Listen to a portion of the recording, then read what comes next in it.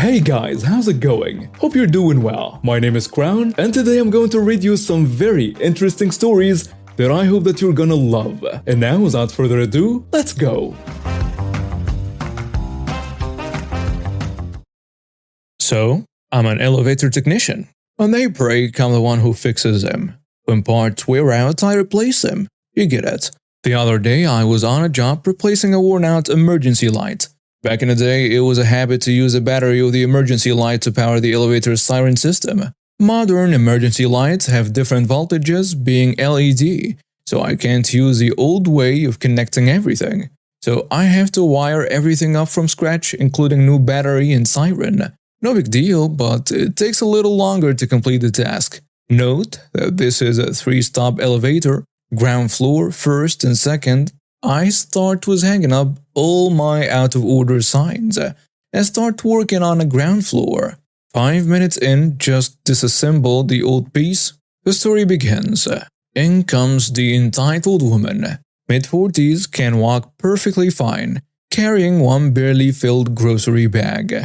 The story includes me, the entitled woman, and her lovely daughter, around 15 years old. "Excuse me, is the elevator broken again?" she asks. "Not exactly, ma'am. I'm changing this," showing her the new emergency light, because the old one wasn't working anymore. This will probably take about an hour to complete. At this point, her daughter walks in. "How am I supposed to get my groceries upstairs?" Me, getting annoyed, I look at her bag and give her the "Are you kidding me" look. "Mom, seriously, take the stairs, it's just 2 floors. Her daughter says, clearly annoyed. "No, I pay for this elevator, and I need it now." Her daughter sighs and says, "I'm going up," and she takes the stairs. "How long is this going to take?" "Like I said, ma'am, about an hour." The woman then sits down on a bench in the hallway waiting for me to finish. "Really? Oh well, I do my thing in the cabin, not hurrying at all. Mount the new E-light to the ceiling and pack my things to go 1 floor up to start the wiring on the top of the cabin."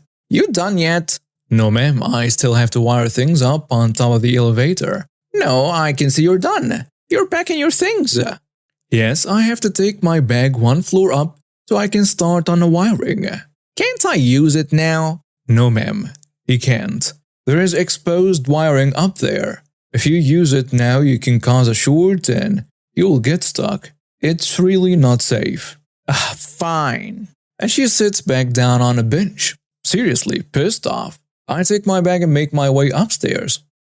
As soon as I stood in front of the first floor door, I heard the door on the ground floor close. And sure enough, Karen, the entitled woman, went into the elevator and tried to take it upstairs. Hell no, I wasn't having that. I take my emergency key, and as soon as the elevator starts moving, I open the lock, cutting the safety chain, and the elevator comes to a sudden stop. This scared her, and she screams. I open the door, and in my most fake surprised voice I yell, "Oh no, what have you done?" While calmly pressing the emergency stop on top of the floor. "Yep, this thing isn't going anywhere soon," I say. "This is exactly why I said the elevator is unsafe to use now. I'll do my best to get it working again ASAP, but you made a mess up here, so I don't know how long it's gonna take." There was no mess, but I couldn't resist teaching her a little lesson. The entitled woman swears, yells, and makes a scene. "I'll be right back. I have to go to the engine room to see if I can get it working again." I close the door and make my way up. On the second floor, the daughter came out of the apartment because of the yelling of her mother, and I quickly explained what happened. The daughter raising her voice, "Oh no, please get her out of there." But then she comes closer and whispers to me, "Don't hurry, make her suffer." That's my kind of girl. Music to my ears, I smile, give her a thumbs up, and make my way up to the engine room. I call my supervisor to explain the situation in case she files a complaint. In the engine room, I start playing around with the fuses, putting her in the dark, because yeah, I haven't connected the E-light yet. I play with her for about half an hour before I turn off the emergency stop I activated. The elevator synchronizes to the lowest floor, and I wait for the doors to open. "Please, don't ever do that again," I tell her. The entitled woman, white as a sheet, shaking, "No, I won't." And she takes the stairs and goes inside. I never heard from her again. I calmly finish my job and leave the building with a smile on my face. Mission accomplished. Edit. Some people are having concerns about safety. I made sure there never was any risk. It was intentional that the elevator was able to move because I needed it to. Otherwise, I wouldn't be able to access the car top because of the distance between the floors. I tested all safeties I was going to need before I started the work. I disconnected the old light, which was conveniently with a plug. When I tested said car top safeties, so there never were exposed live wires. When I plugged the door with my bag, I never left the site. On every floor, the out of order tag was placed over the floor call buttons. And the reason why I initially started working on the ground floor is so people who enter the building can clearly see me working when the elevator was still active. The moment when I started working on a car top and people couldn't see me when entering the building, I did make use of the stop button, which I already tested, to prevent the elevator from reacting to calls. Every action I took was well thought out, potential risks were considered, and actions were taken to eliminate them. If I really needed that elevator to stay where it was, I would make sure it would. And the only people I've seen during that entire time I've been there were the two mentioned in this story. No, there never was any risk of anybody getting hurt. Hi everybody, so this is a bit of background on me. I don't have Tourette's, however I do tick, twitch, and fidget a lot due to my mental health disorders. Borderline personality disorder being the main contributor to my tics, and I have gotten used to it. Much therapy, much meds. But when I'm in a public place, I tend to be more stressed out, since this was when I didn't have my service dog at the time. Reminder that I was and still am a minor. Also, this is one of my first times posting, so please be nice. So this day was just an ordinary day and I was out in my local mall to buy a present for one of my friends. Now, I had already had encounters with entitled people about my piercings, scaring the kids, me being out in slight cosplay with friends because I do that, and so on. Now, I thought today wasn't going to have any sort of encounters because COVID in my area was not. But boy, was I wrong. I was waiting in line in front of an older woman in the store I was in. Hint, very large bookstore that starts with a bar and ends with a blee. And I had a selection of some of my favorite books and a present for my friend. I was having slight trouble holding the books since the store was a bit crowded and it was around the time I ate, so I was a bit hungry. And I do get a bit more stressed when hungry. So in that sense, my arm was jolting slightly along with my fingers. My head jolting to the side slightly as well. These are very common. I hardly verbally tick, so it's usually physical movements. My main strategy is to curl my toes, which does help somewhat, but I still had to set my books to the side to readjust it in my more secure arm. This woman approached me asking if I needed any help, to which I cleared my throat to decline. She asked me if I had some form of Tourette's, in which I shook my head no, which normally would result in an "oh, then what's wrong?" in a polite manner. But again, I was so wrong. She full-on did this very angry huff before saying, "Then why are you faking this? Is it for attention or something? Do you want people to feel bad for you?" Which caught me so off guard. The following conversation went something like this. "I'm sorry? You heard me. Why are you faking your tics then?" "Ma'am, that's really not something I prefer to tell an absolute stranger." "Well, tell me anyway. You're a part of the problem for faking disabilities." Me staring at this woman. I am not faking. But then she pulled her mask down. "Did you just talk back to me? My daughter has Tourette's. I've done my research. I understand your daughter has Tourette's. However, I just want to buy my books and go home as fast as possible. Also, please pull up your mask." "Don't tell me what to do. I need proof that you aren't faking this." Me, visibly uncomfortable and backing away from her. "Ma'am, please, I just want to buy my books." The cashier who wasn't there before. "Next person I can help." I quickly rushed over with my books to check out, pulling my wallet out with my still shaking hand. The cashier gave me a smile under his mask as he scanned my books. The woman was rushing over to yell at me, snatching my wallet right out of my hand before going through it, snatching my ID out of it as well. I was in shock, so I stood there and just stared in utter shock at this woman rummage through my stuff. Thankfully, I snapped out of it and took it back as a cashier yelled at her, since I had to show a photo ID for my card and saw I was a minor. At this point, I was on the verge of tears and ready to call my mom to come pick me up to take me home instead of me riding the city transit. I kinda blanked out for the rest of the encounter, but I do remember getting a free book and the woman being taken away by security. Sorry, this wasn't really that interesting, but I do remember getting home safely. That same month, we got my bestest friend, also known as my service dog, Baz. I was a kid back in the 80s, 2 years out of college, when I moved into an apartment by the shore in New Jersey. When the cold weather arrived, there was always a few days when the apartment was cold. We would tell the super, and then the heat would start arriving. One year the heat started decreasing in February, and inside the apartment was like in the 50s, and we had to start wearing coats. We told the super about it and nothing happened this time. We wrote the landlord about it and still nothing. So we checked with an attorney and learned about the warranty of habitability and withholding of rents. So yet another certified letter to the landlord and we start withholding rents. He files a motion to evict us and we answer with the marine defense. Depositing the withheld money with the court. The judge finds in our favor for all the money withheld. We continue to live there because there just aren't many other options, as we save for a home. Flash forward to living there for 6 years on a last lease. Because we are about to buy a home, we write in a clause that we can break the lease with 45 days notice in writing, similar to his 45-day clause.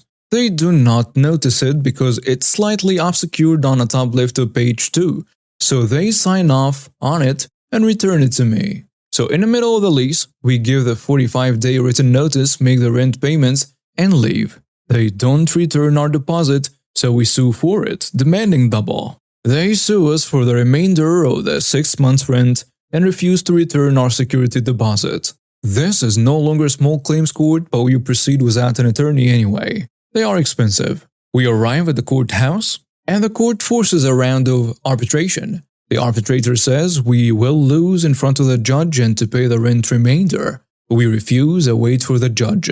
While waiting, the landlord's attorney drops by and asks why we didn't take the arbitrator's advice. So we tell him about the clause we wrote in, and he states he saw it too, and that since it was crossed out, it's not part of the deal. We show him our copy of the lease where it's not crossed out, and his face goes white as a sheet. He makes a call to the landlord, who then offers to properly break the lease with no penalty and return our security deposit in full. We refuse.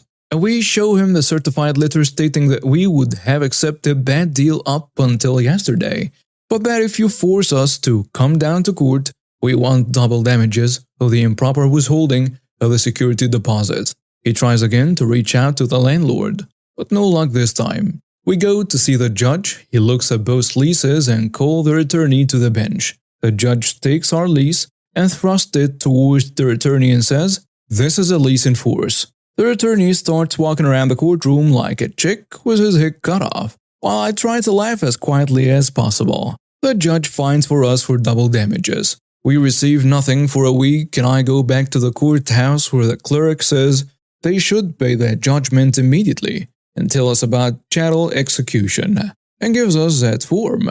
A couple of weeks pass and a check appears from the landlord. Another month passes and we get a call from the court. They have our money. I told him the landlord had sent a check a while back, so all was good. She tells us that we should have informed the court that we got the money to stop the chattel execution from occurring. The court sent the sheriff to their offices and confiscated office equipment and sold it at auction to satisfy the judgment. They said don't worry, they will just return the money to the landlord. That's the revenge. Getting the money and having them experience the abrupt seizing of their assets at their place of business. Having it sold at auction and then having the money returned to them. Major pro-justice. I'm a 16-year-old female and this is my story. It all started one day when me and my friends decided to go to a bowling alley to have some fun. I went and asked for my mother's permission and she told me sure, but asked me if it's okay to take my little sister with me. She's 12 and doesn't really have a lot of friends. I have no problem with that, to be honest. I have a really good relationship with my little sis and I don't mind keeping an eye on her for a couple of hours. She's a polite kid and doesn't stir troubles to start with anyways. On a Sunday night, we met up at the bowling alley and we started our night with some fresh drinks, mostly juices and smoothies. Then we started changing our shoes and stuff. I found my sister a pair of shoes her size, took her in my team, and we started having some fun. Let's just say that she was not really strong enough to fully push a bowling ball to the end of the aisle, but she was trying nonetheless. Her desperate tries to do so were really cute, and all of us were pretty much cheering for her. After around 15 minutes or so, it was my little sister's turn to swing the ball one more time. So she went up to the ball stand, waited for a proper ball she could hold in her tiny hands until a pink ball popped up right in front of her. She was really excited that she got a ball with her favorite color that was compatible with her little fingers. We started cheering for her to throw the ball. She got excited, but before she could release it, a wild Karen with an extremely blinding blonde hair appeared right behind her and stopped her from releasing the ball by fully grabbing it with both hands. It got silent for a brief moment because no one really understood what was happening. Then I snapped back to reality and asked her, "Hey, what are you doing?" She glared at me intensely as if I killed her dog. Then she yelled, "That's my baby's ball! How dare you take it from him?" "What do you mean your baby's ball? Isn't this ball owned by the center? Or did you bring it along with you?" You know, some people bring their bowling balls with them to the center and that's okay. So at first I thought that was the case. I would have understood if that's it. Would have been upset because what she did still wasn't alright, but I get it. But then she answered, "No, we don't really own the ball, but as long as we're here, he likes to play with this specific one, the pink one." Your kid likes pink balls? Wait, it's not actually yours? What is this nonsense? You could have injured my little sister with that move you pulled.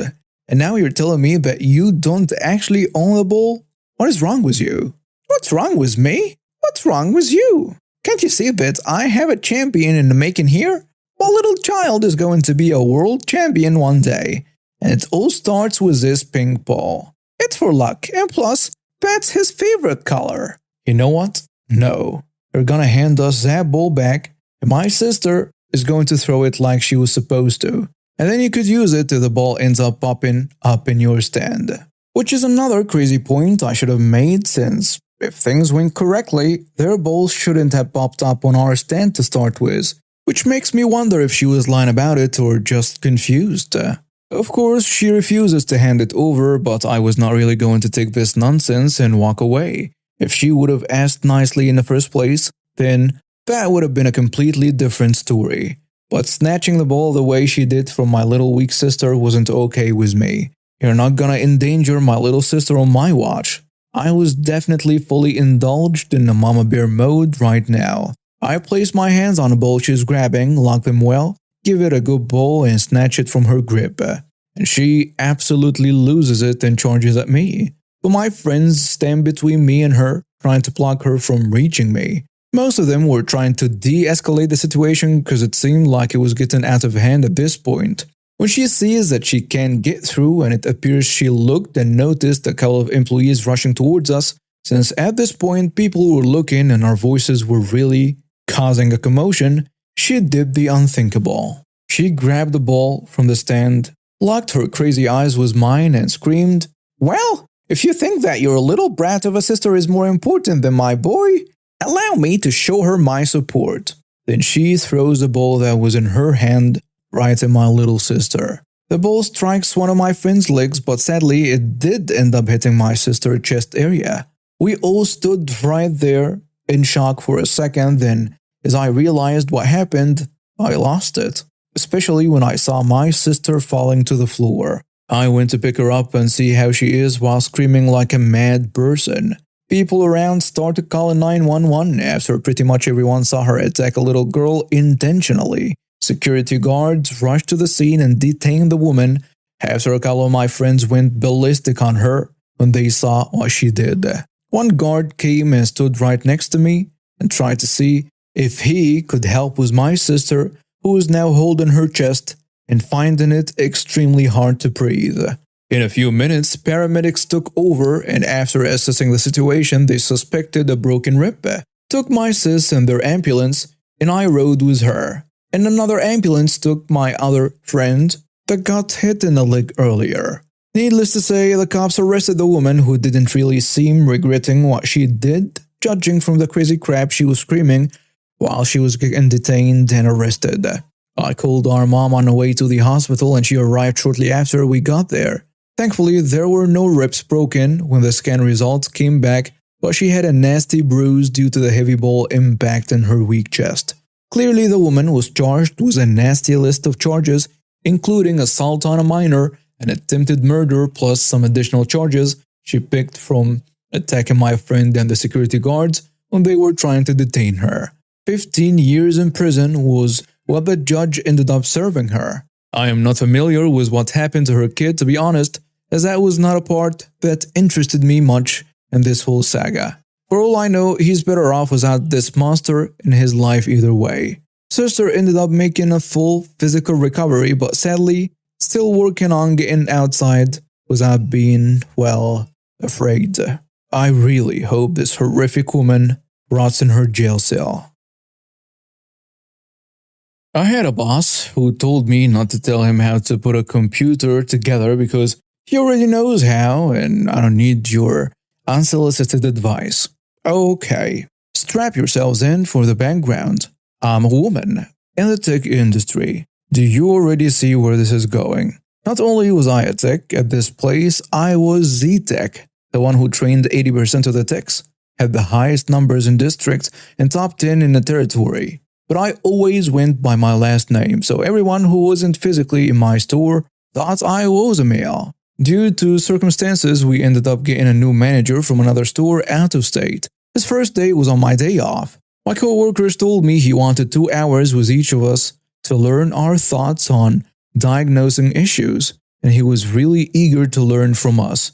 He was especially interested to learn from the top tech who he heard about in his previous store, until he learned that I was a woman. He did 2-hour sessions with all the other techs but me. He always went to the male techs with questions. He tried to make me work the counter to just check computers in when I was one of the only 3 full-time repair techs, and we had 7 counter techs. He tried to make me do his paperwork on several occasions. He also started trying to repair computers by himself, even though that was not his job. He would leave computers half repaired with no notes, then write up whatever tech he thought should pick it up where I left off Then write up whatever tech he thought should pick it up where I left off. Jerk. The whole team hated him and started making remarks of, well, OP could fix this if you asked her. Or, I think OP fixed something similar in an hour and you've been at this for 2 days. And other phrases to piss him off that a woman knew more than him. This was a perfect setup to one of my favorite moments of my career. Manager got it in his head that he was going to do something to prove he knew his stuff, so when a customer came in wanting a custom-built computer, which we weren't supposed to do, he grabbed the opportunity. He helped the guy pick out the parts, compare prices, and sold him the labor to put it all together. He also told me he was going to build it in my repair space, and he was doing this alone. And I will never forget this. Don't tell me how to do this. Let me learn. Oh, I will. Cue the manager putting this machine together on a bench behind me, while I continued my work, just waiting. Manager has it together, hits the power switch, and the computer turns on, then off, then on, then off. He unplugs, then takes it apart, then together again. Same result. I can hear the wheels turning behind me, but he told me not to give him advice, so I keep working with my mouth shut. Let him ask me when he's good and ready. He then believes parts must be bad, so he has a customer send parts back, wait for the new ones, then try again. Same result. This continues for 2 months. He has a customer who's obviously very angry at this point, send every single part back, and have a whole new set of parts delivered. He has promised the customer this is the last time. This time it'll work. He definitely knows what he's doing. The day arrives where the customer brings in the parts, the manager is there, and I'm there. I stop repairing computers as he puts the final parts in, and I lean against my bench to watch what is about to happen. How could I not? He hits the power and gets the same result. He is furious. He throws a screwdriver across the bench, denting the wall, and curses so loudly I'm sure a customer heard. He puts his hand on either side of the machine, head down, shoulders slump, utterly defeated. In a quiet, oh so quiet voice he asks, "Opie, what's wrong with it?" Me? Well, the motherboard and process are incompatible without a BIOS update. And how long have you known this? Since you first turned it on 2 months ago. He turns, and he's red in the face, veins are bulging, and I'm pretty sure he thought about sacking me for a second before composing himself with a very, very deep breath. "Why didn't you say anything then?" Me, smiling sweetly, "Because you told me not to, and to let you learn."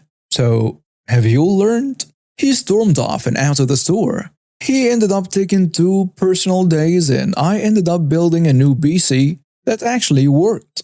The customer was cool once I explained everything and even showed them how I cable managed to allow the best cooling and looks with their clear case. It's a story that ended up being the legendary story to tell all new techs. I left the company a few months later for a higher paying jobs, and that manager ended up getting fired due to my GM believing him to be the reason for my leaving. I never corrected that perspective. After all, how else will he learn? I was building an online training module at work that is intended to teach existing users how to work a new process. It has interactive elements, quizzes, segments to work through, a few sample scenarios and so on. Now we'd recently got a new associate director who, from what I can tell, advanced through the company by throwing other people under the bus. She gets promoted not for her own merit, but because at the end of the day she has less mud sticking to her than other applicants. It is uncanny to the point that there simply had to be more to it than stupid office politics. I'll get to that in a bit. So after I have the first drafts of the module done, it gets sent out to the usual round of testing. And there are of course a couple of things that need to be corrected. I build the module off the notes the subject matter experts leave me, and a few things inevitably get lost in translation. But this new associate director just rips it to shreds, complaining that it's completely incomprehensible, needs to go into much greater detail, asking questions about nearly every individual mouse click in the sample scenarios, and overall stating that it is impossible to follow. The thing is, this module is intended for our finance department, for people who have a background in finance and have already been trained on how to use our internal software. She is a training services associate director who has a teaching background. The module isn't supposed to make sense to a former middle school social studies teacher. It is supposed to make sense to people with finance degrees. I push back and try explaining this to her in a million different ways, but she's having none of it. So I have to go back to the subject matter experts with her 20 pages worth of criticism. And at first, they think I'm joking. I had to forward her email before they finally believed me. So for the next 2 weeks, we're going over every nuance, including readdressing everything that was covered during their 3-week classroom training.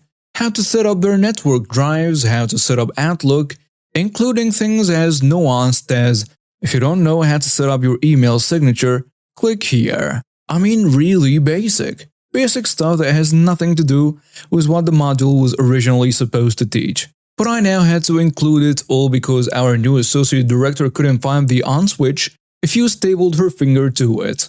This wastes my time, the subject matter expert's time, and time spent re-recording all the voice work. If you've done voice work in the past, you know you never get it in one take. After it's all done, I send it back out for review and approval. The associate director simply doesn't respond. A week passes, the finance director takes an interest in why this module is almost a month overdue.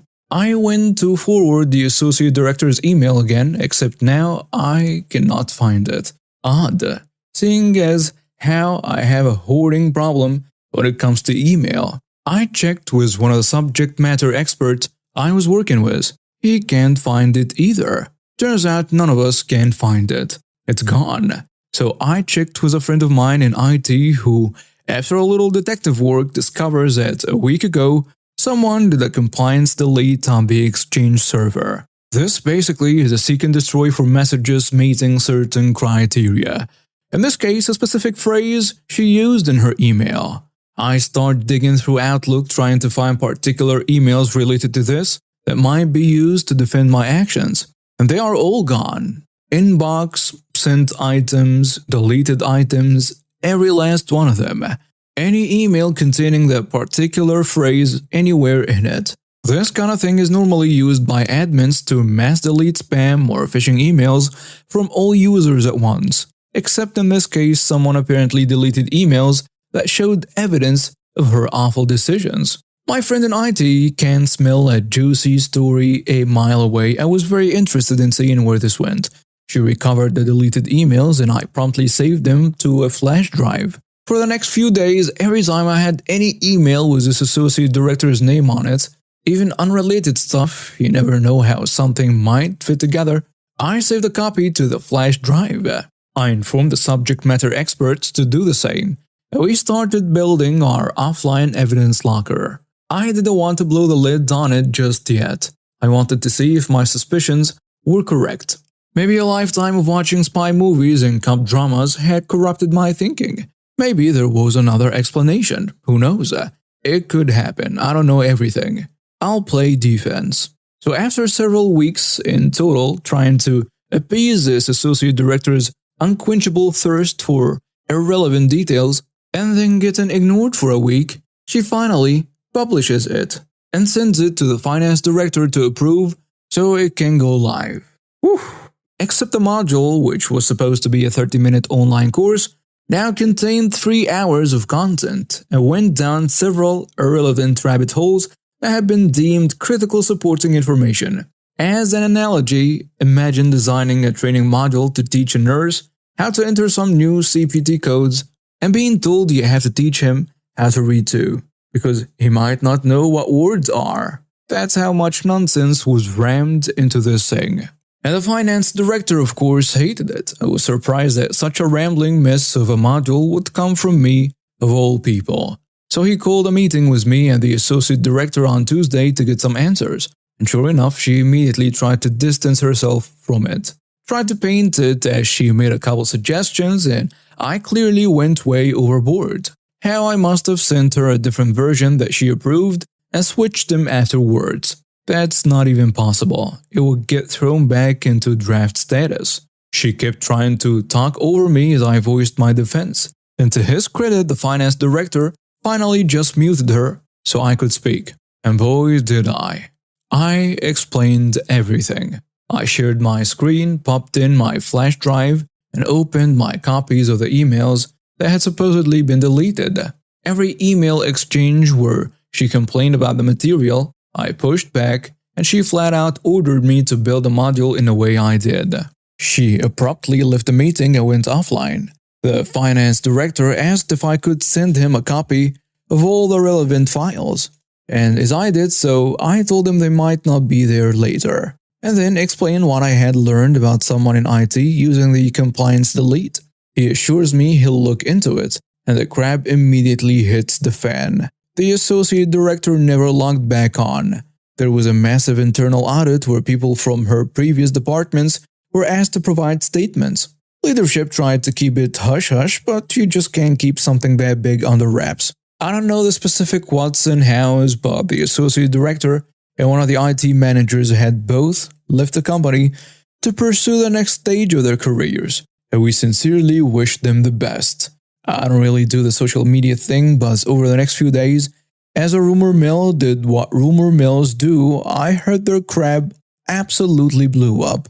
And it came out that the associate director and that IT manager were having an affair. Now, this all went down about a month ago, but as I wrote this post, I thought to check online court records. Both are now facing divorces filed by their respective spouses. So yeah, there is a void in my direct leadership, in IT's leadership, and the entire IT department is getting a shakedown by information security to determine if there were any other leaks. I spent some time reflecting on why this whole series of events happened, and my best guess is she wanted to make a grand entrance by spearheading this masterwork training module that covered every possible scenario and contained any and all the information anyone could possibly want. Then, as she started to realize how wasteful, rambling, and unnecessary it was, she realized that her grand entrance would be a grand face plant. So she tried to erase the evidence and pin all the nonsense on me to save face, but inadvertently set in motion the events that would expose her little arrangement